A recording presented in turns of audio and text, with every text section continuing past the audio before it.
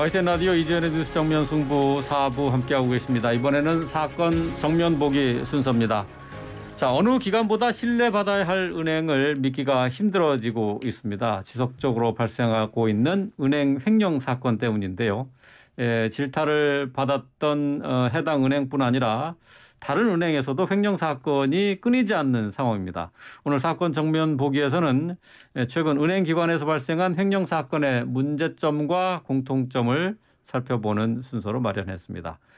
이용혁 건국대학교 경찰학과 교수 나오셨습니다. 안녕하세요. 네, 안녕하십니까. 그런데 네. 우리 그 뉴스 정면 승부 스태프 분께서 약간 법적인 문제 뭐 한마디 짚고 넘어가면 더 좋을 것 같다 말씀하셔갖고요. 예. 혹시 이제 이 교원이 그 허위의 이력이라든가 논문과 관련돼서 조금 전에 우희종 교수와 얘기를 나누는데 이제 형사적인 책임이 없느냐 하는 부분에 대한 거죠. 네, 그 부분과 관련돼서 그 유사한 이제 판례가 있긴 합니다. 뭐 이번 사안이 꼭 그렇다라고 하는 것은 아닙니다만 혹시 그 허위의 그 이력 등으로 상당 기간 일을 하면서 학교로부터 돈을 이제 수령한 경우에 그것은 이제 사기의 고의행위, 기망행위가 있다. 허위를 알면서 돈을 이제 편취했다라고 하는 뭐 이런 그 판례도 사실 있긴 합니다. 돈을요? 왜냐하면 이제 이를테면 6개월 급료를 받지 않습니까? 예를 들어서 강사로서. 그런데 그 강사에 관한 것이 사실이 아니고 또 그 학위에 관한 것도 정확하지 않은 상태에서 수령을 하게 되는 경우에는 사기죄로 의율된다. 뭐 이런 그 판례도 있긴 합니다만 그런데 그보다 더 중요한 것은 이제 그 학교 그 공동체에서 사실은 얼만큼 이제 진실을 하느냐 이 여부가 지금 국민대 등의 교원들의 자긍심을 상당히 훼손한 것이 아닌가 생각됩니다. 또 학교에 있는 그 입장에서 정확한 판단을 하지 않았다고 한다면 나도 그와 같은 불의 중에 하나라고 하는 이러한 또 자긍심에 대한 훼손 아마 그것 때문에 그 국민대에서 뭐 같은 반발이 하는 거 아닌가 생각이 되고요. 저도 어쨌든 학교 사회에 있는 입장에서 40%, 50%, 60%의 그 표절이라고 한다라고 하면 사실상 그 내부의 그 근본적인 학문 문화에 상당히 반하는 이런 거기 때문에 아마 학교에 계신 선생님들의 입장에서는 그야말로 자신의 일 이상으로 민감하게 반응을 하지 않을까 예상해 봅니다. 김건희 여사의 논문 표절과 관련한 내용을 잠시 좀 짚어봤습니다. 사기죄도 해당할 수 있다 하는 얘기인데요. 이제 뭐 사안마다 좀 다르기 때문에 학교에서는 일단 표절이 아니라고 결론을 내린 상태이기 때문에 형사적인 책임까지 뭐 물을 상황은 아닌 것 같고 일단 논문에 대해서 이 표절 여부에 대해서는 좀 더 논의가 더 있어야 될 것으로 생각이 됩니다. 자, 오늘 이제 은행 횡령 얘기를 좀 하려고 했는데 오늘 경찰청장 후보자 인사청문회 얘기를 좀 하고 넘어가겠습니다. 지금도 이제 청문회가 진행 중인 것으로 알고 있는데 오늘 이용혁 교수는 직접 참고인으로 출석하셨죠? 네, 그렇습니다. 거의 분위기 그 자체는 결국은 경찰국 설치가 위법이냐 여부 여기에 이제 집중이 된 것 같고요. 어쨌든 청문회가 뭐 늘 그렇듯이 의도하는 답을 이를테면 증인이나 참고인으로부터 이끌어내려고 하는 그 노력들이 많이 보였다. 저는 이제 그런 감을 받았고요. 예를 들면 이번에 이제 민주당에서 이제 증인 또는 참고인들에게 질문한 관점 중에 하나가 며칠 전에 사실 행안부 장관이 답변을 했을 때 국가경찰위원회 성격이 자문위원이냐 아니면 소위 말해서 행정위원회에 있느냐에 관해서 법제처의 유권 해석에 근거하면 자문위원회에 불과하다라고 답변을 했는데 그런데 이제 그 법제처의 약 14페이지 내용이 전부 이렇게 전달된 것이 아니고 일부만 전달된 그 부분에 대해서 국가경찰위원장에게 이 진위 여부에 관한 이제 질문이 있었고요. 그리고 또 국민의힘에서는 예를 들면 국가경찰위원회에 어떤 위원이 과거에 상당히 정치 편향적 행동들을 한 것에 대해서 그런 위원이 국가경찰위원회에 있는 것은 그러면 이 정치적 중립에 부합되는 것이냐 이런 논박도 있었습니다. 그리고 어쨌든 가장 중요한 것은 이제 경찰청장의 태도에 관한 것이었는데요. 좀 주목을 해볼 만한 점은 청장 후보자가 경찰국 설치의 유법성에 대해서 어떻게 평가를 하느냐 그 부분에 대해서 사실 똑부러진 답변 대신 답변을 하지 않겠다. 즉 이제 회피하는 이제 그 모습을 보였다라고 하는 점에서 상당 부분 논란이 향후에 될 가능성이 있다. 뭐 그런 관찰을 해봤고요. 또 그 비슷한 맥락입니다. 그 의원 중에 이제 한 분이 질문을 하기를 이를테면 이번에 그 대우조선의 파업과 관련돼서 그 행안부 장관이 경비 관련 즉 소위 그 경비 대책 회의를 한 것은 적절한 소위 그 행안부 장관의 업무 또는 소관 사항에 해당되느냐의 취지의 질문에 대해서 그 청장 그 후보자는 본인이 청장이 아니고 아직 직무 대행이었기 때문에 그 파업 대책 회의에 관한 심도 높은 판단을 못했다라고 좀 애매한 그 답변을 한 것이 하나의 그 청한점이 아닌가 그 생각이 되고요. 어쨌든 저는 그 참고인으로서 이를테면 이제 그 지금 대통령령으로 행안부 장관이 경찰청장을 직접 지휘 감독을 할 수 있는 것은 아니다. 법에 반하고 시행령의 한계를 벗어난다라고 이제 그 답변을 그 했고요. 직접 나서서 그 말씀을 하신 게 있네요, 오늘. 네, 그것이 결국 이른바 그 행정조직은 법에 근거를 해야 되는 행정조직 법정주의가 헌법에 기울이 되어 있는데 이것을 지키지 않고 그 범위 한계를 그 일탈한 것은 문제의 가능성이 크다라고 하는 뭐 취지의 저는 답변을 했습니다만 그렇게 또 생각하지 않으시는 이제 그런 전문가들도 계시다고 하는 것을 함께 말씀드리고 싶습니다.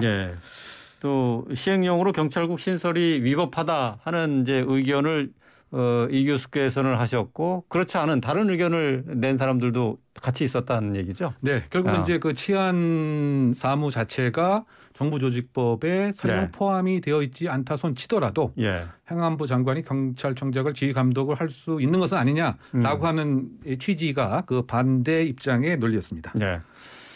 또 이제 그 경찰청장 청문회와 관련해서 이제 김순호 경찰국장과 관련한 의혹이 확산되고 있어요. 대공 특채 의혹인데요. 인노회 회원과 녹화사업 진상규명위와 같은 관련 단체들이 공동 성명을 내서 진상규명과 경찰국 폐지를 요구를 했습니다. 자, 이런 의혹에 대해서는 어떻게 보고 계신가요? 그러니까 이제 쉽게 말씀드리면 지금 의혹의 그 초점이 그 김순호 국장이 1989년도에 혹시 이 경찰의 공작원 소위 말해서 프락지 역할을 하면서 동료들을 밀고를 해서 경찰의 특채가 된 것은 아니냐 이런 것이 의혹의 그 핵심입니다. 소위 말해서 그 녹화 사업의 그 대상자로서 결국은 이 동료들을 버리고 자백을 하면서 더 밀고를 했다. 이런데요. 다만 이제 그 의혹에 조금 합리적인 의심을 가질 수 있는 대목은 사실 그 시점에서 1989년도에 경장으로 특채가 되었다고 하는 사실은 지금의 경장이라고 하는 계급보다는 훨씬 높은 상태입니다. 그래서 상당히 특혜의 가능성이 크다고 생각이 되고 특채라고 해도 사실상 일반적인 채용 시험을 거치는 것이 특채고요. 또 그 이후에도 일정한 기본 교육을 받아야 됨이 원칙인데 지금 그 김순호 국장은 그런 것이 없었던 것으로 알려져 있기 때문에 더군다나 그 이후에 아주 빠르게 고속 승진을 했다. 그러면 그동안 알고 있었던 정보를 대공수사에 제공함으로써 바꿔 얘기하면 동료들을 밀고 함으로써 본인은 여러 가지 형태의 검거에 관한 유공을 받고 또 그 다음 계급 경사도 3년 안에 승진했고 또 3년 안에 경대 승진했고 또 3년 안에 경감으로 그 승진한 이런 점은 상당히 무엇인가 석연치 않은 점이다. 이런 것이고요. 더군다나 지금 문제가 될 수 있는 점은 1989년도에 소위 그 내무부와 치안본부가 한 몸이었던 상태였는데 지금 논란이 되는 것이 사실 그때로 다시 회귀하는 것은 아니냐. 그 시대에 암울한 경찰의 흑역사의 부활이 되는 것은 아니냐라고 하는 논란이 지금 있을 수 있는 상태에서 초대 경찰국장이 그와 같은 일을 했던 것은 아니냐라고 하는 의혹이 있다 보니까 상당히 그 아이러니하게도 과거의 경찰의 흑역사의 재부활의 그 시발점은 아니냐라고 하는 비판적 시각도 현재 있는 것이고요. 더군다나 지금 행안부 장관의 가장 큰 취지가 인사과를 통해서 경찰의 인사를 더 투명하고 객관화하고 공정하게 하겠다라고 하는데 과연 이러한 그 경찰국장의 과거 전력이 사실이라고 한다면 사실 그렇게 그 명목으로 삼았던 투명한 인사에도 문제가 있는 것이고 더 한 단계 짚어보게 되면 지금 그 청장 후보자는 이런 사항을 몰랐다라고 얘기를 하고 있는데 예. 그렇다 본다면 추천이 어떻게 된 것인지 더군다나 그 행안부 장관이 항상 그 고위 공직자에 대한 고위 경찰 공직자에 대한 이른바 그 면접을 상당히 이렇게 중시하는 분인데 그러면 이런 심도 있는 면접을 늘 중시하는 행안부 장관이 왜 이런 사항은 또 걸러내지 못했던 것인지 등등에 관해서 또 논란이 불거지지 않을까 예상해 봅니다. 알겠습니다. 이제 앞서서 예고해 드린 대로 은행의 횡령 사건에 대해서 좀 살펴보도록 하겠습니다. 자, 우리은행 직원이 10년 가까운 기간 동안에 700억 원에 육박하는 돈을 빼돌린 사건. 그 뭐 좀 시간이 좀 지났습니다. 지금 현재 수사가 어떻게 진행되고 있는지 좀 살펴봐 주시죠. 그런데 시간이 지나긴 했습니다만 그것도 요 최근에 즉 이 사건이 발생된 게 4월 말인데 그때 횡령액은 614억으로 알고 있었는데 사실 614억이 아니고 700억에 육박하는 것으로 추가 횡령액이 밝혀진 것이고요. 이를테면 2010년도에 그 이란의 그 가전업체 채권단의 지급과 관련된 계약금을 우리은행이 관리하고 있었던 것이죠. 그런데 그 당시에 이제 그 미국이 이 이란과 관련된 이제 그 제재가 있었기 때문에 이 송금을 하고 있지 않은 이런 상태였죠. 그런데 제재가 풀리는 시점에서 결국 이 돈이 없어짐을 발견하게 된 것입니다. 그래서 지금 이 그 피의자는 어쨌든 그 기소가 된 그런 이제 그 상태고요. 어쨌든 그 700억의 약 3분의 2 가량은 동생의 그 골프장 사업으로 사용을 한 것 같고요. 또 나머지는 그 파생 금융 상품 그리고 아마 호주에 가족이 있는 것 같은데 가족에게도 송금을 한 것으로 현재 알려져 있는 상태입니다. 예, 그렇군요. 근데 이런 게 가능할 수 있다는 것을 참 많은 분들이 납득을 잘 못할 것 같아요. 이렇게 거액의 돈이 없어졌는데도 은행이 이걸 체크하지 못했다. 지금 현재 은행 시스템의 문제점이 어디에 있는 겁니까? 이번 사례 같은 경우에는 그 내부 통제가 완전히 그 무너졌는데요. 바꿔 얘기하면 이 직원이 소위 1년 1개월 동안 해외 출장을 간다고 속이고 출근을 안 했던 사실도 사실 몰랐던 것이고요. 그리고 여러 가지 형태의 비밀번호를 사용할 수 있는 것도 도용을 했고요. 또 직인도 도용을 하고 그다음 결제도 그 수기로 받아서 나중에 확인도 없게 되는 이런 그 상태였고요. 또 동일 부서에서 이제 무려 10년 동안 이제 근무를 하게 됐습니다. 사실은 또 순환 보직을 정기적으로 해야 됨에도 불구하고 그래서 요약을 하게 되면 내부 통제는 이렇게 작동을 안 했고 더군다나 외부 통제 역시 함께 그 무너졌다. 바꿔 얘기하면 감사의 결과도 적정하다라고 판단이 나왔고 금감원에서도 작년 11월 달에 별 문제가 없다고 판단을 했기 때문에 소위 그 상시 모니터링 시스템 이런 금융회사에서는 그거 작동해야 되는데 그거 자체가 전혀 작동을 하지 않았던 것이 최근에 무려 10건, 15건에 해당되는 사실을 공무원 조직에서도 또 금융회사에서도 계속 빈발하는 이유가 아닌가 생각해 봅니다. 알겠습니다. 은행의 내부 통제 또 그리고 금감원의 감시도 허술한 상태라는 것을 그대로 보여주는 사건이 아닌가 싶습니다. 오늘 말씀 여기까지 듣겠습니다. 이용혁 건국대학교 경찰학과 교수와 함께했습니다. 고맙습니다. 감사합니다.